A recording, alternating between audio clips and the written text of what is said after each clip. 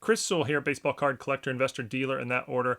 Welcome, everyone. Three short stories, I guess we'll call it here, or news and notes items about the hobby that I thought were interesting and not unrelated to each other, but we'll put them all here in this video and share them as, three short stories. So let's get to it. All right, I assume that basically everyone watching is familiar with this card. It's a 1989 Upper Deck Ken Griffey Jr. rookie. And for anyone not familiar, this is basically the most popular modern baseball card of all time. If it's not number one, it's right up there.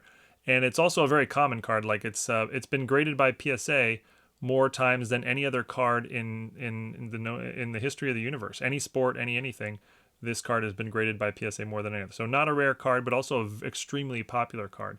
Now I happened to pick this one up. It was just part of a large collection I had, and you can see it's off center, but it also has this surface wrinkle. I'm sort of trying to set the light at it. It has this surface wrinkle down here.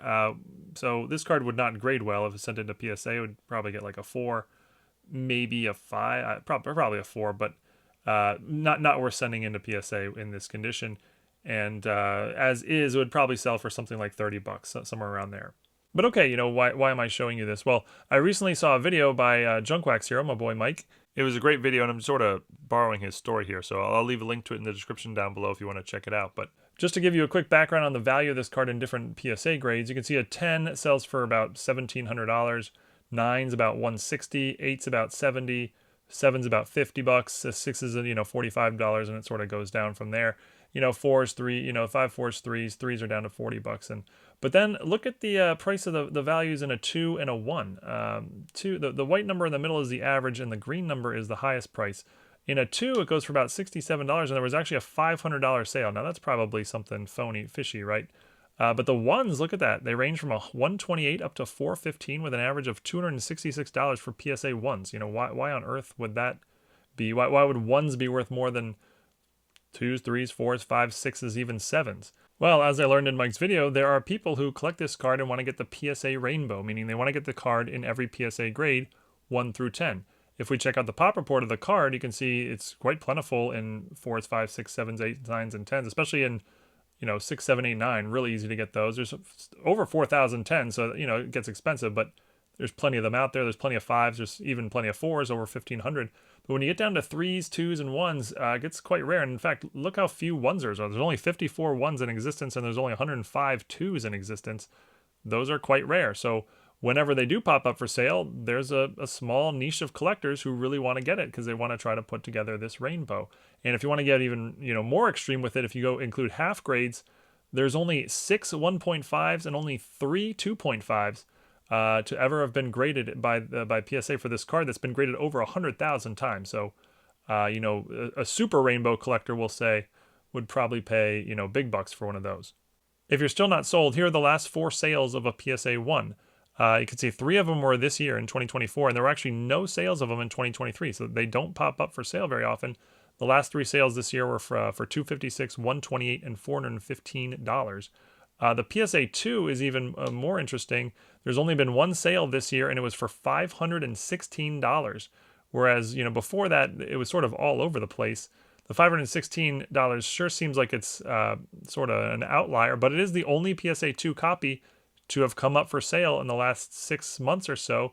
So, I went and looked at the eBay listing. It's perfectly legit. Here was the sale, and I went and looked at the bid history, and yeah, there's nothing shady going on here with the bid history. There's at least 5 bidders who bid this, who were willing to pay over $300 for this card that ultimately ended at $516. Again, the only PSA 2 copy to have come up for sale in the last 6 months. But yeah, I just thought it was interesting that PSA 1s and 2s outsell, 3s, 4s, 5s, 6s, even 7s. And I was, considering taking this PSA 4 caliber card here, just putting a crease in it, sending it into PSA and looking to get a PSA 2 and potentially a $500 card. I ultimately felt sort of icky. I don't know, something felt sort of wrong about it. But curious to hear your all thoughts on the PSA Rainbow Collector. And what would you think about somebody who took a card and intentionally damaged it, looking to get a lower PSA grade, but to increase its value? Does that feel wrong, or does that feel totally okay? The Baseball Card Hall of Fame made a post about it the other day, but I want to talk about it more here. It's just an incredibly cool thing.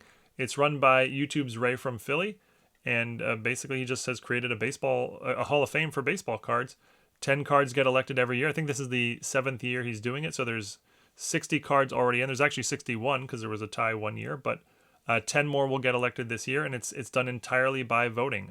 I'm not associated with this in any way, but except that I voted for it each of the last couple of years. And Ray's had me on his channel just to talk about my votes for fun. But anyone can vote, not just YouTubers or anything. Anyone can vote. Anyone watching here can vote.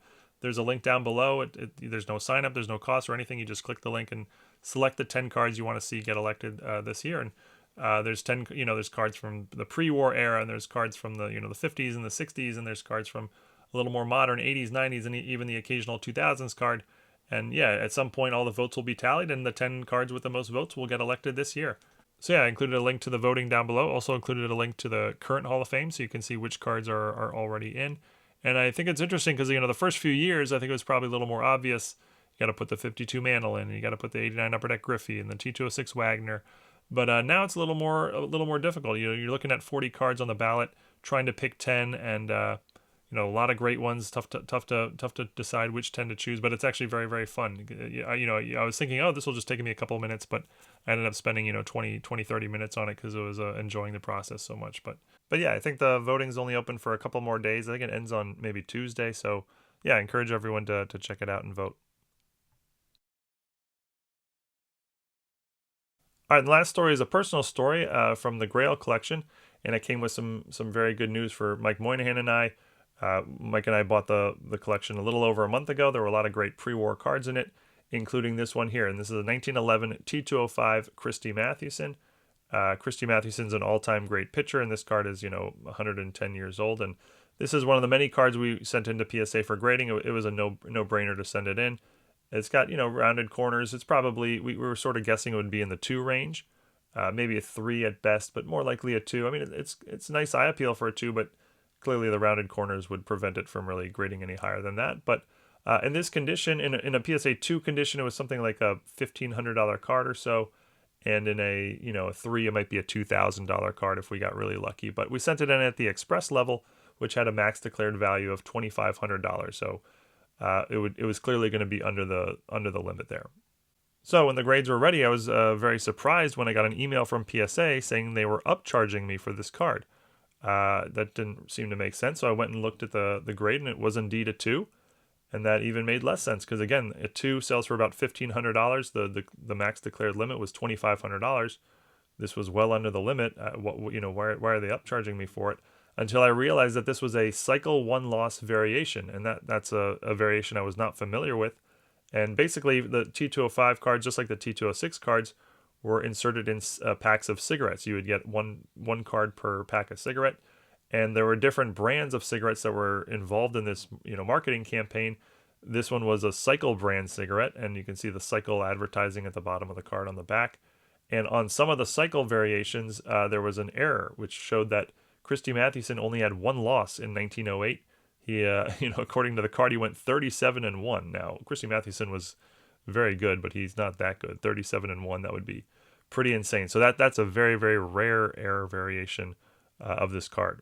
So just how rare? Well, the standard card has been graded about 850 times by PSA, while the Cycle 1 loss variation has been graded only 33 times in total. And our copy in a PSA 2 is actually a Pop 5 with only 15 copies graded higher.